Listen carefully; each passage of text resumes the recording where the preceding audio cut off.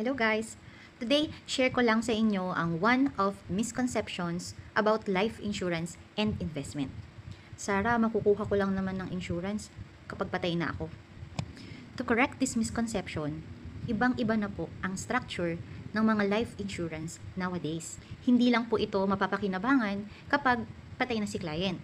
Marami po itong living benefits. Ito po yung term natin sa mga benefits na magagamit ng ating client habang siya ay buhay pa. Ano po ba ang example ng mga living benefits? Number 1, critical illness.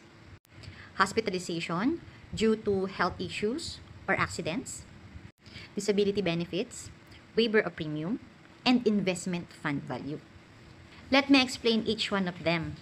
So number 1, yung critical illness benefit or critical illness coverage. So, if you were diagnosed with critical illness, ano bang example ng critical illness? Cancer, stroke, heart attack.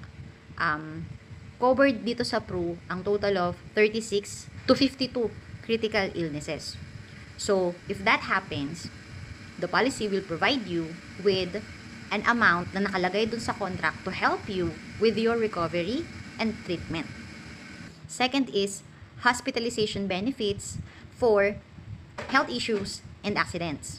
Dito po sa PruLife UK, meron po tayong tinatawag na daily hospital income. Bakit daily hospital income? Ito po kasi yung kapalit ng sahod mo dahil hindi ka nakapasok. So essentially, kung na-confine ka sa hospital, automatic hindi ka nakapasok sa work. So ito yung kapalit ng income mo. Hanggang kailan ba ako covered ng daily hospital income? So, ang sagot po is hanggang sa makalabas ka ng hospital. So for example, inabot ka ng 2 weeks sa hospital, covered ka ni PruLife UK.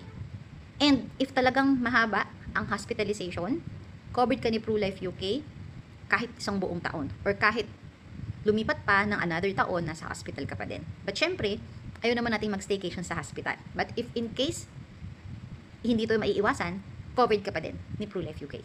For accidental medical reimbursement naman po, ang most common po na nakiklaim dito sa PruLife UK is yung mga na-scratch or nakagat ng mga aso at pusa. Yan, pangkaraniwan po yan na nakiklaim ng ating mga clients.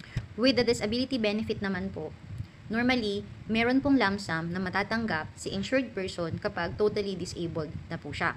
And most commonly naman po, nilalagyan din ni agent ng waiver of premium itong disability benefit. Kasi po, syempre, kapag disabled na ang isang tao, mahirap naman pong paghanapin pa siya ng pambayad doon sa kanyang policy. So, nilalagay itong waiver of premium para si client hindi na magbayad